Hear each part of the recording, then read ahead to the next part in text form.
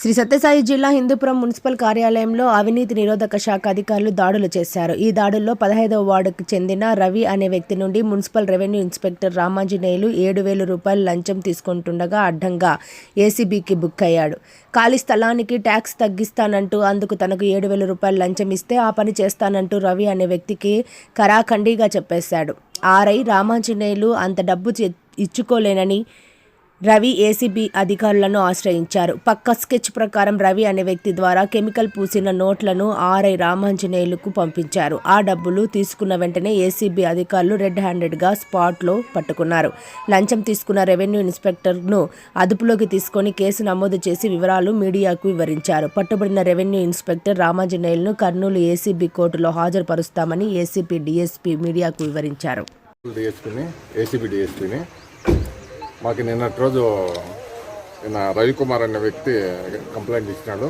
ఏమంటే అతనికి VLT tax అంటే విఎల్ ట్యాక్స్ అంటే వెకెంట్ ల్యాండ్ ట్యాక్స్, ఈ ట్యాక్స్ అంటే గవర్నమెంట్కి కట్టవలసిన దానికంటే తగ్గిస్తానని చెప్పి ఆమెను తగ్గించే దానికోసం నాకు లంచం ఇవ్వాలని చెప్పి 7,000 రూపాయలు డిమాండ్ చేసినాడు.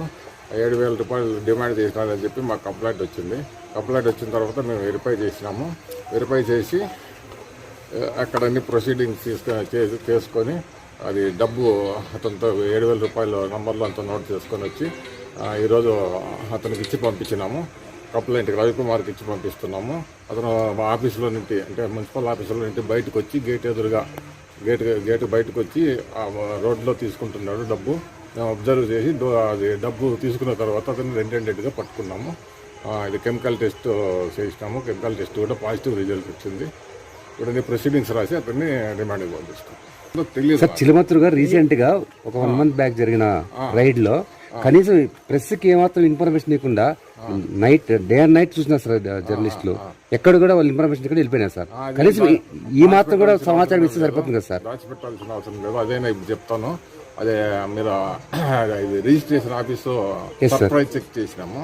సర్ప్రైజ్ చెక్ అంటే అకస్మాత్తుగా వచ్చి మేము వచ్చి ఆ రికార్డ్స్ అన్ని సర్ప్రైజ్ చెక్ చేస్తాము. తర్వాత వాళ్ళ దగ్గర ఏమైనా అమౌంట్ ఉందా అనేది కూడా చెక్ చేస్తాము. మాకు జీవో ఏం చెప్తుందంటే 1,000 రూపాయల కంటే మించి ఉంటే వాళ్ళు రికార్డ్ చేయాల అమౌంట్. 1,000 రూపాయలు పెట్టుకోవచ్చు ఎవరైనా కానీ ఆఫీసులో ఎవరైనా కూడా ఆఫీసర్స్ 1,000 రూపాయలు పెట్టుకోవచ్చు. 1,000 రూపాయల కంటే మించి ఉంటే అది ఒక బుక్లో పెట్టి బుక్లో రికార్డ్ చేయాలన్నమాట. బుక్లో చేయకపోతే ఏమవుతుంది, అది కరప్షన్ అమౌంట్ అని భావిస్తారు. చట్టం అట్లా చెప్తుంది. కాబట్టి అట్లా ఇదే విధంగా నేను వచ్చి ఆలగడ్డలో చేసినాను.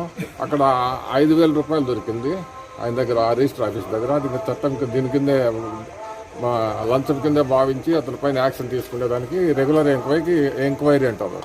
రెగ్యులర్ ఎంక్వైరీకి ఇచ్చినారు. దాంట్లో కేసు ప్రూవ్ అయితే కేసు పెడతారు.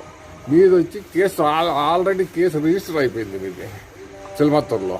ఆర్సీఓ అంటే రెగ్యులర్ ఇది అదర్ కేసు అనమాట. కేసు రిజిస్టర్డ్ అదర్ కేసు అనేది వస్తుంది. ఆర్సీఓ కేసు అంటారు. ఆ కేసు కింద అప్పుడే క్రైమ్ నెంబర్ ఇచ్చి రిజిస్ట్రేషన్ చేసినారు. దాన్ని ఇన్వెస్టిగేషన్ చేస్తున్నారు.